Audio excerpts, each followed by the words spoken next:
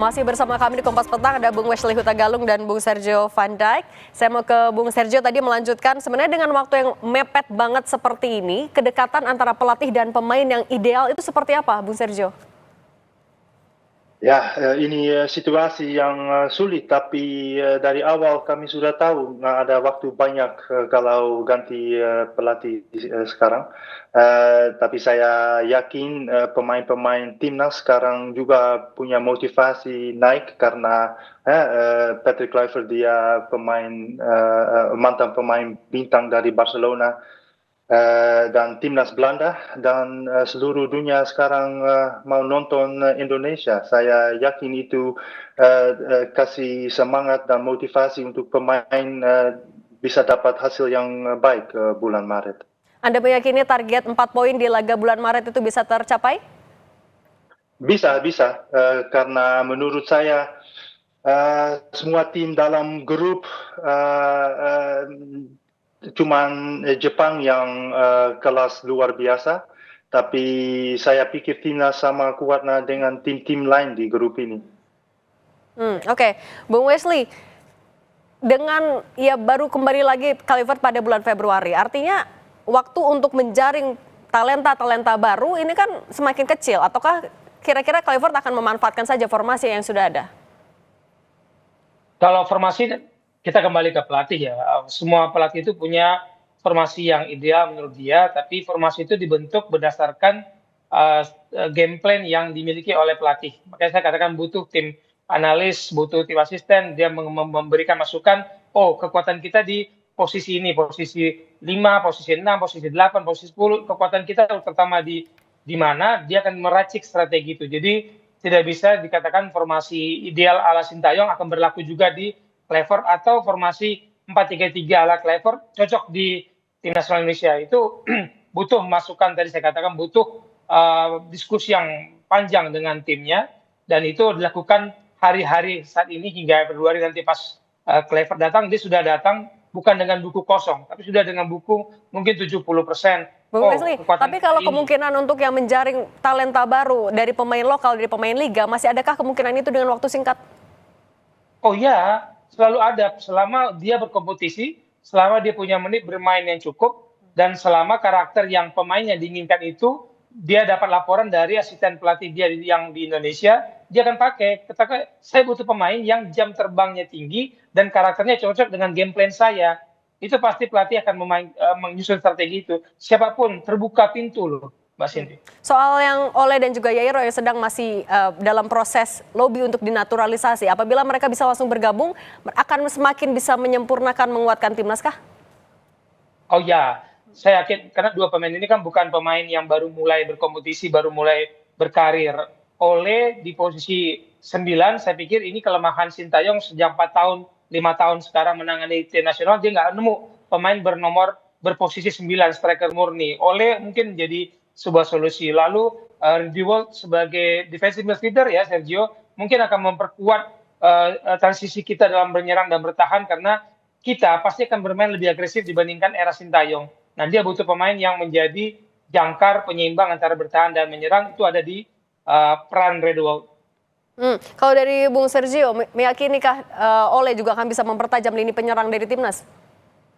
Ya, itu yang paling penting, lini di depan, karena sampai sekarang saya belum lihat striker murni yang tajam sekali untuk timnas, dan semoga Ole itu solusinya untuk masa depan timnas ya.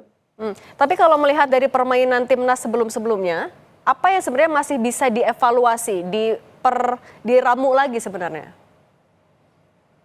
Menurut saya harus keputusan dalam lapangan.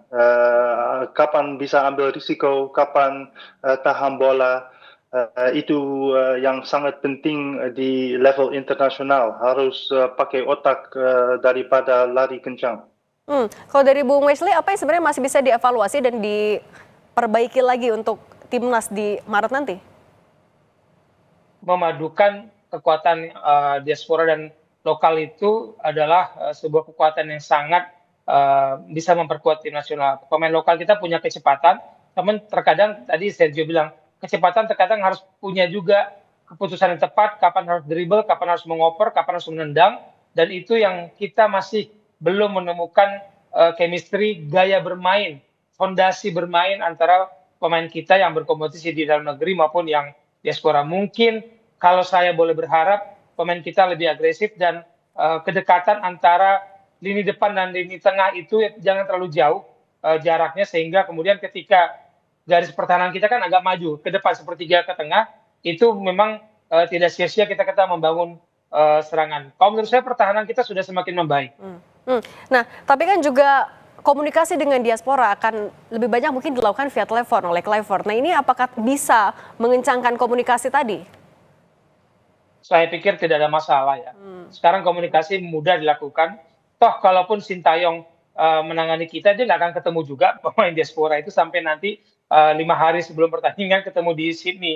Jadi yang dilakukan sekarang dengan bahasa yang sama, dengan komunikasi bahasa Belanda maupun bahasa Inggris, itu akan mempercepat hubungan saling pengertian antara Kluivert dan para pemain kita yang berkompetisi di Eropa. Itu saya pikir menjadi salah satu kekuatan kenapa Pak Erick Thohir, federasi mengambil Patrick Kluivert sebagai pelatih pengganti Sintayong, karena membantu mengurangi miskomunikasi atau waktu berkomunikasi yang sangat pendek itu dengan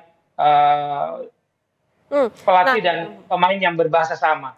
Oke, selain meyakinkan 11 pemain ini dengan strateginya dari Kluivert, kan yang juga perlu dibuktikan oleh Kluivert adalah kepada pemain ke-12, kepada supporter. Apakah ini akan mampu dilakukan oleh Kluivert di bulan Maret nanti?